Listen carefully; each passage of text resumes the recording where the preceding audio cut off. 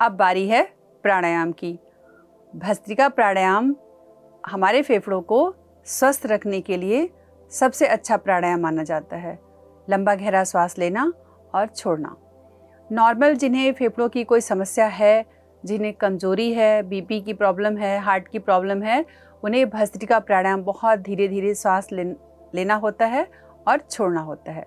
लेकिन जो पूरी तरह स्वस्थ हैं और अपने लंग कैपेसिटी को बढ़ाना चाहते हैं और बहुत ज़्यादा स्ट्रॉन्ग हैं, वो बहुत तेज़ी से भी कर सकते हैं। इसके बहुत सारे वेरिएशंस हैं, तो आप अपनी क्षमता के अकॉर्डिंग ही अभ्यास को करेंगे। सबसे पहले हम बैठ जाते हैं वज्रासन में। वज्रासन में बैठ के प्राणायाम करेंगे, भस्त्रिका प्राणायाम। दोनों हाथों की ऐसे पोजीशन बना लेंगे, मुट्ठी बना लेंगे और दोनों हाथ साइड में रख लेंगे। श्वास अंदर भरते हुए दोनों हाथों को ऊपर ले जाएंगे और श्वास बाहर छोड़ते हुए दोनों हाथों को नीचे ले आएंगे। सबसे पहले 20 टाइम्स करेंगे, हम 20 बार करेंगे।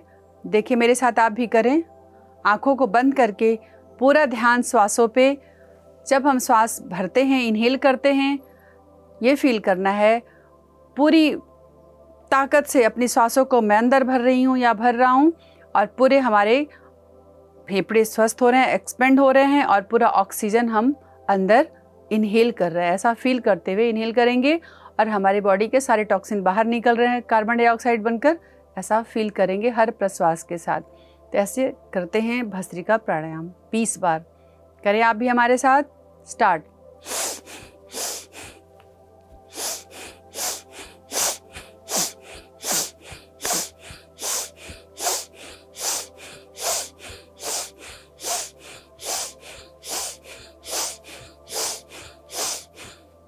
ये तो नॉर्मल गति थी, मध्यम गति जो नॉर्मल लोग कर सकते हैं। लेकिन जिन्हें समस्या है, दिल की समस्या है, लंग्स की समस्या है, वो इतना तेज़ नहीं कर सकते, तो ऐसे करेंगे। Inhale, exhale, inhale, exhale. 2, 3, 4, 5, 6, 7, 8, 9, 10, 11, 12, 13,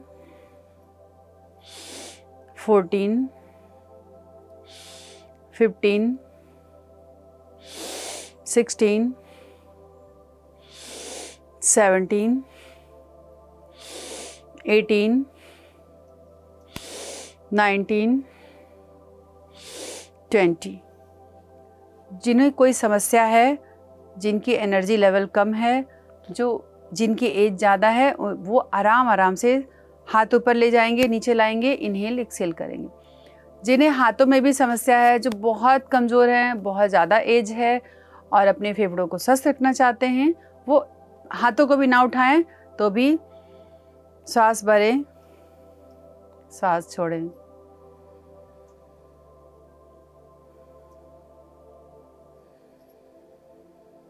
जब सांस भरे तो फील करें हमारे दोनों फेफड़े बिल्कुल हवा से भर चुके हैं, पूरा ऑक्सीजन हम अंदर ले चुके हैं। एक्सहेल करें तो पूरा कार्बन डाइऑक्साइड बाहर निकल रहा है और कार्बन डाइऑक्साइड के साथ हमारे बॉडी के सारे टॉक्सिन बाहर निकल रहे हैं, विषादी द्रव्य बाहर निकल रहे हैं। ऐसा फील करते हुए भस्त्रिका प्राणायाम का अभ्यास करेंगे। नेक्स्ट बारी आती है जो लोग पूरी तरह स्वस्थ है, यंग हैं और उन्हें कोई भी किसी भी तरह की समस्या नहीं है और इसके अलावा ये प्रैक्टिशनर हैं, डेली रोज़ योगा अभ्यास करते हैं, वही इस अभ्यास को करें।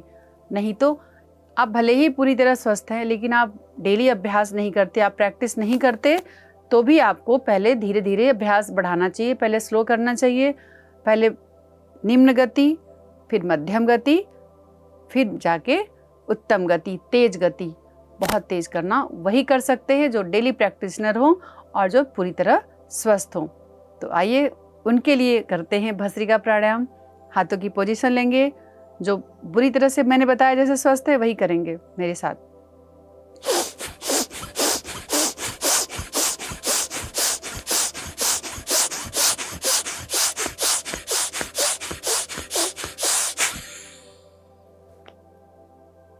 तो ऐसे वही करेंगे जो पूरी तरह स्वस्थ है। तो ये था हमारा भस्त्रिका प्राणायाम।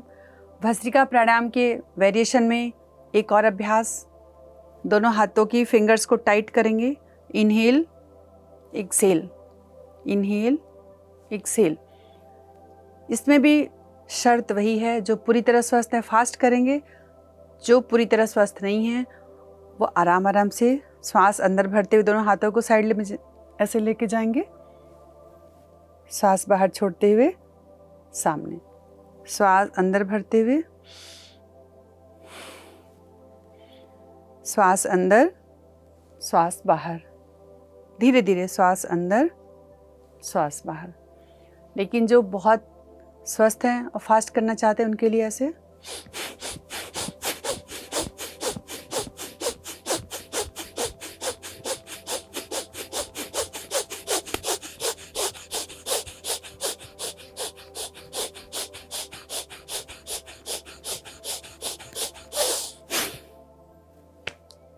ऐसे 100 टाइम भी कर सकते हैं। इस तरह से करने से आपका वजन भी कम होता है और मन भी बहुत शांत हो जाता है। तो इस तरह से आप फास्ट करेंगे जो बहुत ज़्यादा स्वस्थ हैं। जिन्हें ज़रा से भी कोई प्रॉब्लम है वो आराम से, लाभ पूरा मिलेगा। आप अपनी क्षमता के अनुसार ही योगाभ्यास करेंगे।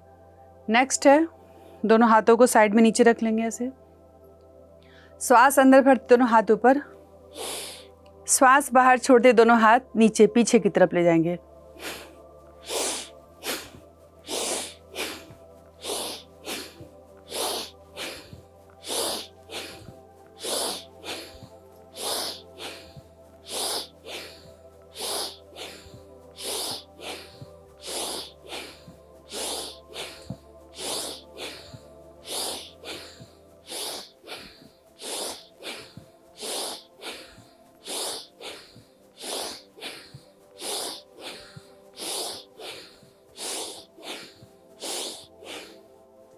इसमें भी वही शर्त है, अपने स्वास्थ्य और अपनी क्षमता के अनुसार ही स्लो और फास्ट करेंगे।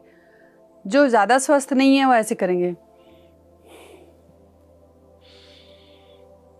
श्वास भरेंगे, अपने फेफड़ों को इमेजिन करें कि मेरे फेफड़ों में पूरी तरह से ऑक्सीजन भर चुका है, हवा भर चुकी है और कार्बन डाइऑक्साइड पूरा बाहर निकल रहा है। ऐसे फील करते हुए धीरे धीरे करेंगे, लेकिन पूरी तरह स्वस्थ है।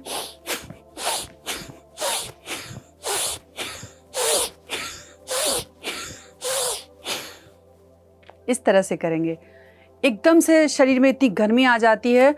अगर विंटर सीजन में आपको बहुत ठंड लग रही है, बहुत आपको आपके शरीर में बहुत ऐसा लग रहा है पानी सा भर गया है, बहुत ठंड महसूस हो रहा है, आप इंस्टेंट भस्त्रिका प्राणायाम करें। इंस्टेंटली आपको इतनी एनर्जी, इतनी गर्मी महसूस होगी। आपको कपड़े, आपने बहुत ज़्यादा कपड़े पहन के नहीं कर सकते। यदि आपने स्वेटर या कुछ ऐसा पहना हुआ है गर्म कपड़ा, आप तुरंत उतार देंगे और बिल्कुल तभी आपको रिलैक्स मिलेगा। पसीना हो जाएगा आपको विंटर सीजन में भी। तो इस तरह से भस्त्रिका करके अपने शरीर को एनर्जाइज बनाएंगे, अपने फेफड़ों को पूरी तरह से हेल्दी और स्वस्थ बना सकते हैं। ये भस्त्रिका प्राणायाम तो बहुत बहुत बहुत ज़्यादा ज़रूरी है हमारे लंग्स के लिए। और अनुलोम विलोम प्राणायाम, अनुलोम विलोम प्राणायाम तो हर बीमारी में लाभदायक होता है। यदि कोई बीमारी नहीं है तो भी अनुलोम विलोम प्राणायाम कहीं भी, किसी भी अवस्था में, किसी भी स्थिति में करना है। हर एपिसोड में मैं अनुलोम विलोम प्राणायाम करने की सलाह देती हूँ। अनुलोम विलोम करने के लिए आज फिर से बता देती हूँ।